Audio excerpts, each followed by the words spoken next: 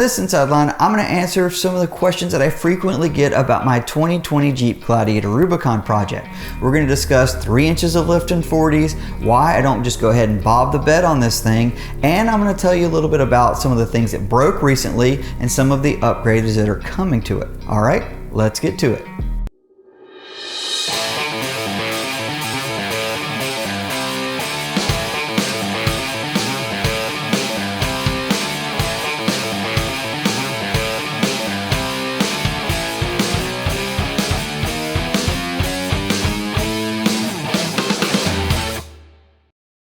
Now, a question that I often field a lot is how I'm able to run a 40-inch tall Nitto trail grappler with just 3 inches of lift. And the answer is a little complicated, mostly because I have an aftermarket axle set. As soon as I went to 40s, I wanted to go 8 lug to make sure that I wouldn't have any trouble in the trail. So I'm running a Dynatrac Pro Rock XD60 axle set that are built 72.5 inches wide. Now this is a good bit wider than what the Rubicon axles are stock, and my overall width on this is around 86.5 inches. It's good also to note that I'm only running a basic 3-inch JKS manufacturing suspension kit. Now when I say basic, what I'm really saying is I'm just running standard short arm configuration. So I'm still using all of the factory control arm mounts.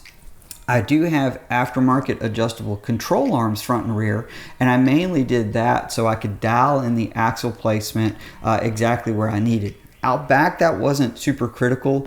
Up front, it really was. Now I've got about 3.5 inches of bump on this thing on the axle, and I'm just running the JKS 3-inch coil spring.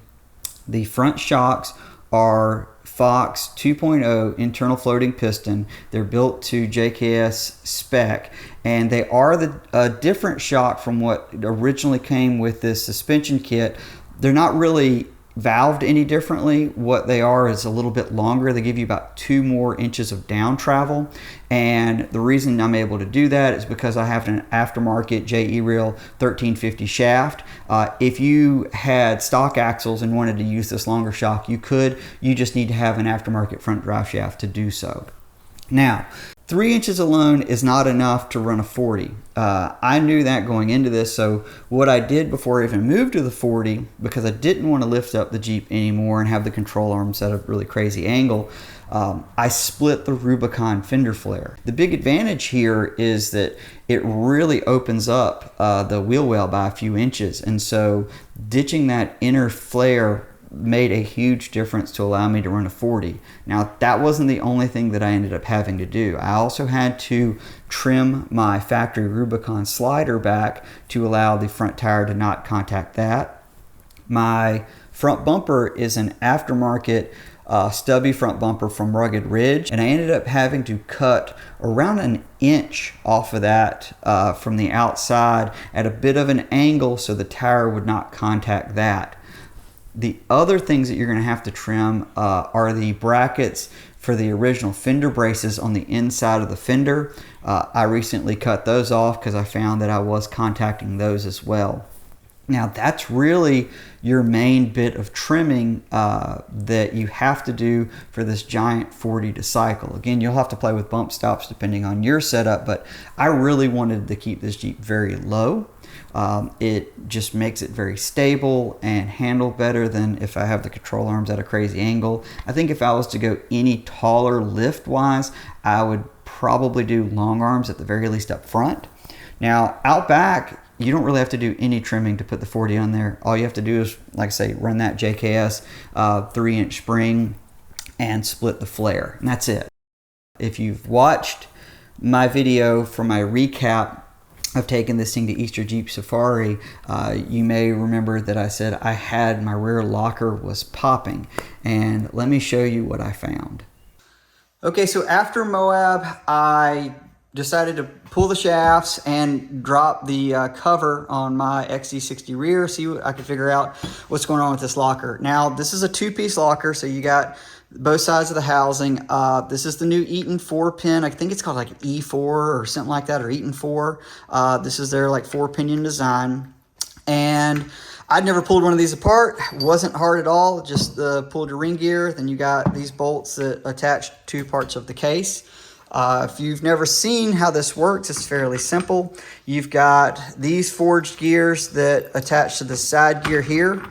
This side gear actually works with, you've got a spring, sits right on top of that, which in the diagrams is supposed to have like a brass washer too, and I did not have that, so maybe that's why I had that issue, which I'll show you in a second. But this is the other piece here, which when you're driving down the road and the electromagnet is not engaged, it's open. When the electromagnet gets engaged, it puts pressure on this, and this is what locks the rear axle together and basically makes it a spool. So this is a 35 spline Dana 60 locker from Eaton. No modifications. This is kind of how it goes. Here, I'll show you. So this is the pin design. This is inside of the housing here. You've got, this is the wire for the electromagnet. That's the electromagnet that sits on the outside there. And when you send power to it, it pushes these pins, which I'll see if I can get this thing lined up. It'll drop down once it's lined, see? And it sits in here, and when that electromagnet goes, it puts pressure on this, and that's what engages this side gear here. So that spring always stays in there, and then your side gear drops down here. So what I found is my rear axle was popping when it was fully engaged on my last day there.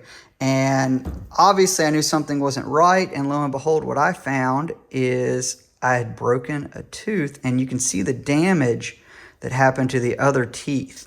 So obviously not a good thing. What was happening is it would basically be locked up, and then it's almost like it was kind of cocked weird, and then it would pop out. And you can see, it might be difficult to see inside of here, there's a little bit of scarring from where this thing got a little crooked inside of the case. So ultimately, you know, a little bit of damage to this gear, a lot of damage to this gear. I was trying to see if I could get replacement parts. That was not going to happen, so I actually got this thing covered under warranty, and Dynatrack sent me another unit. I'm sending this one back. It'll go back to Eaton, and they'll look at it and all that good stuff. I'm hoping this was just a fluke side gear, maybe just a weak you know, casting or some problem. I don't know. I've had great luck out of ELockers in the past. Never had one break on me. I've had ARBs in the past, and I've never broken an ARB, but I've had air leaks like most people have. So I thought going with the Eaton, this would be easy. You know, I wouldn't have to worry about it, air compressor and that type of stuff, but obviously this is what happened. So I've got another unit I'm going to put in, and we'll report to see how well that one goes. You know, this locker, I think it's worth mentioning, was zero problems for 8 months, worked exactly like it should. And the last day of Moab, it started popping. So I know Moab, Utah is a very high traction, you know, place, but that definitely doesn't seem like that should have happened for the type of wheeling that I'm doing, even with the 40s. So that's what we got. So a question I get asked a lot is, why don't I go ahead and bob the bed? It would make the departure angle much better. It would stop all of my complaining of popping out the tail lights and doing all the damage to the back bumper and corner guards here.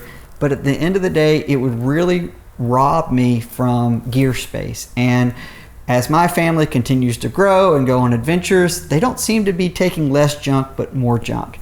And so I need to make sure that I have plenty of storage for all of our gear for when we go on trips. So bobbing the bed isn't going to help with that. And the truth of the matter is, bobbing the bed is only part of the off-road equation. If you're going to be doing some extreme trails with the Gladiator, you really need to focus on your breakover angle, because this is a very long wheelbase. And if you're going to be doing harder rock trails, it could really benefit from a lot more lift than I had, and even a taller tire, because it's just a long Jeep and you've got to get that belly over big ledges. So for me to even go down that road, it would be more than just bobbing the bed. It would be a snowball effect of trying to swap out the tires and go with a longer, you know, or taller suspension kit. And I don't want to do that. I really like how low this is with the 538s and 40s. Even with my V6, this thing will still run 80 miles an hour on cruise control. It's just, a very nice driving and handling Jeep at the moment, and I just don't want to jeopardize that for a little bit of extreme rock crawling that I might do every so often. It just doesn't make sense. So for me, I do like the idea of the Bob bed. It's just not a good fit. So that being said, I will let you know that I do have a fairly substantial bed upgrade coming for this. In fact, I'm going to be getting rid of this entire bed and swapping out to a completely different bed. It's coming from Australia. I've been waiting on it for a couple months now and really excited for it to get here and show you guys what I ordered and how it's all going to be configured. It's going to give me a better departure angle. I'm going to have a lot more gear storage. It's very organized, and I'm going to have a great place to finally put my 40-inch spare where it's not going to rob a ton of room. So that's coming soon. That's going to be really helpful, I think, for what I do with the Jeep. So don't want to give everything away just yet. Just know I do have a solution that's coming that's going to take care of a lot of things I've been complaining about, but bobbing the bed for me just isn't the right way to go. One more thing that I want to let you guys know, that I'm working on this for some of the guys that have asked me about the shocks, and I know I've mentioned the valving being a little bit on the light side. What am I going to do for that? Well, I actually have a solution, and they just arrived in the mail yesterday. And that is a new set of Fox shocks, the 3.0 Factory Race Series. These are internal bypass, and even more important, they have the DSC adjusters. Don't worry, I'll have a full video breakdown showing you how to get these things on here, why I went with this particular shock, and the whole thing. I just want to make sure I can get them on and get them tested so I can give you guys the best review possible. And with the way my schedule is for the next couple months, I'm going to have plenty of time and adventures coming up that I'll be able to adequately put these things to the test. So very excited about that. And that's about it. If you guys ever have any questions for me or want to kind of follow behind the scenes, you can find me at Ali Mansour Editor on Instagram. And until then, I got a lot of work to do. So hope you guys are doing well. We'll see you on the trail. Bye-bye.